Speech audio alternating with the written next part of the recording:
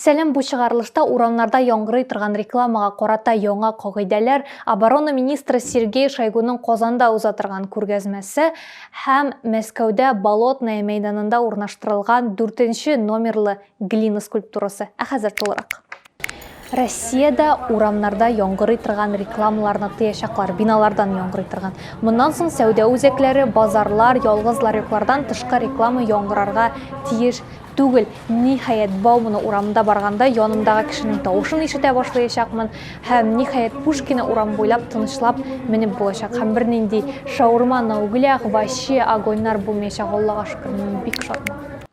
Менә безнең түрәләрне сүгәргә яратабыз бит инде зәвык-сызлыклары өчен, урлаган акчаларын әдәм рәтле матур итеп тота белмәгәннәре өчен. Менә андыйлар бездә генә түгел, мисал өчен Флорида штатында шериф полиция идарәсе бюджетыннан $75,000 үзенә һәм үзенең элеккеге хезмәттәше лейтенантка һәм әлеге лейтенантның этенә бакырдан һәйкәлләр куюга тоткан $75,000.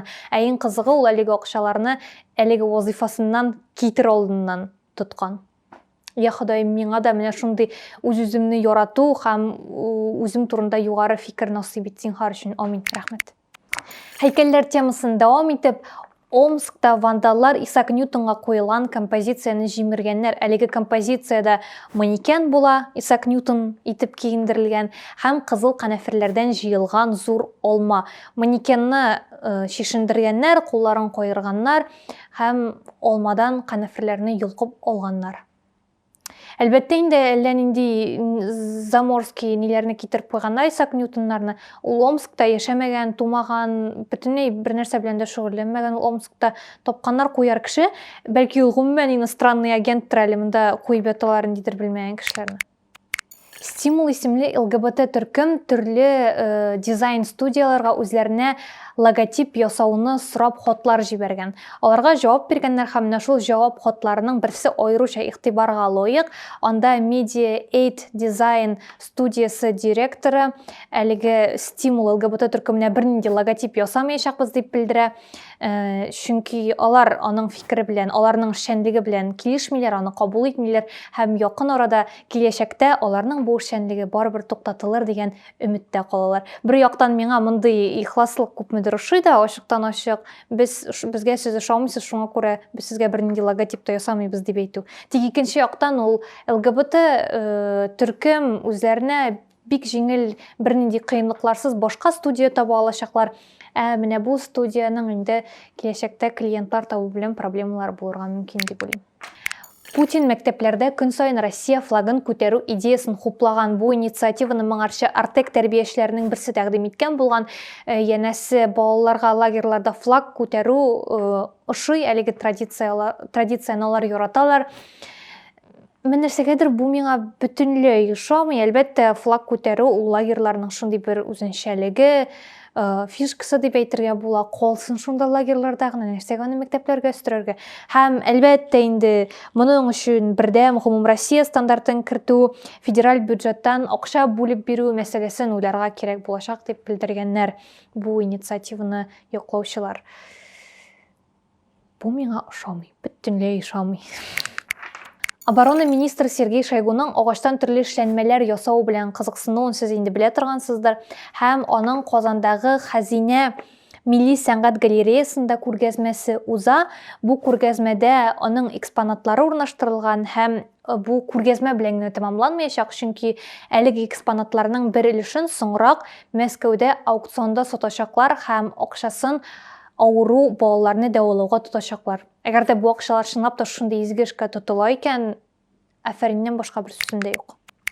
Бу чыгарылыш гомумән ничектер күпчелек сәнгатькә бәйле булып чыга. Ахрысы сәнгать, бүгенге көн сәнгате, заманча сәнгать дип әйтәләр икенче төрле. Соңгы берничә атнада Мәскәүдә Болотное мәйданында урнаштырылган Швейцария рәссамы Урс Фишерның 4 номерлы глина, татарча әйтеп әйтсәк, балчык скульптурасы күпләргә тыңгылык бирми. Менә сез аны күрә аласыз монда.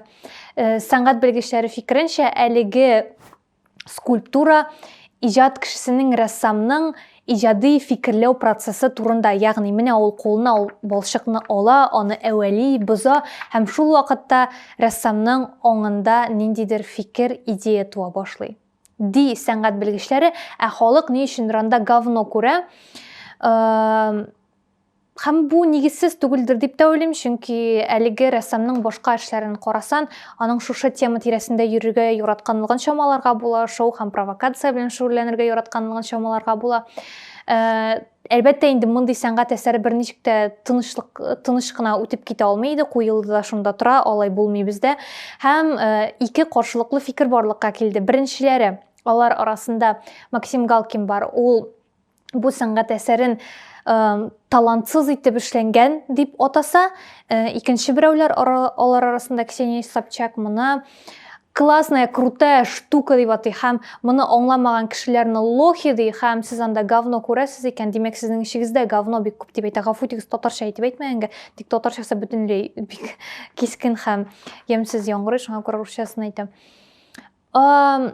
Мин бу очракта Максим Галкин белән килешермендер, чөнки әйе, әлбәттә, сәнгать әсәре, сәнгать бүгенге көн сәнгате инде күптән эстетик зәвык үстерү, тәрбия бирү булудан туктады, матурлык элементы гына булудан туктады. Ул кешедә ниндидер яңаша фикерләүне тәрбияләү, ниндидер яңа киңлекләр ачу һәм башкаларга этәрә торган әйбер шул исәптән.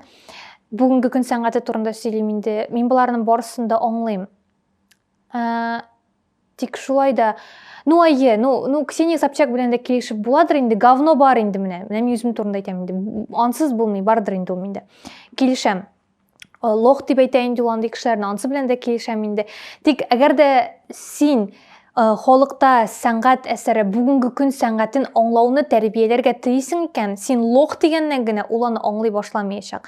Ул ярату аша, йомшаклык аша әкренләп барырга тиеш. Алайса китереп куйдылар, халык бер нәрсә аңламый, бу нинди говно ди, шыга Ксения Собчак, сез лохи, сез вообще бер нәрсә дә аңламыйсыз, сезнең ишегездә говно күп, шуңа күрә сез монда говно күрәсез дип әйтә.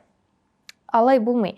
Халыкның бугазын кайырып ачып, анда бу сәнгать әсәрен тыгып куйганнан гына ул аны аңлый башламаячак, анда насмотренность тәрбияләнмәячәк. Шул, мин бу хәбәргә әзерләнгәндә әллә никадәр әйберләр сөйләргә уйлаган идем, тик ничектер менә шулай килеп чыкты. Һәм буларның барысын да тәмамлап, бу февраль, нәрсәгәдер мин февраль дип әйтәс килә, август азагы төрле фестивальләргә, чараларга бик бай. Һәм 29-30 августта Кобан буенда Печән базары фестивале булса, 30 августта Кремль территориясында Таткульт фест булачак. Әгәр дә сез Казанда икәнсез, рәхим итеп килегез, катнашыгыз, музыка тыңлагыз, барысы да бар. Һәр кеше үзенә кызыклы әйбер табар дип уйлыйм. Һәм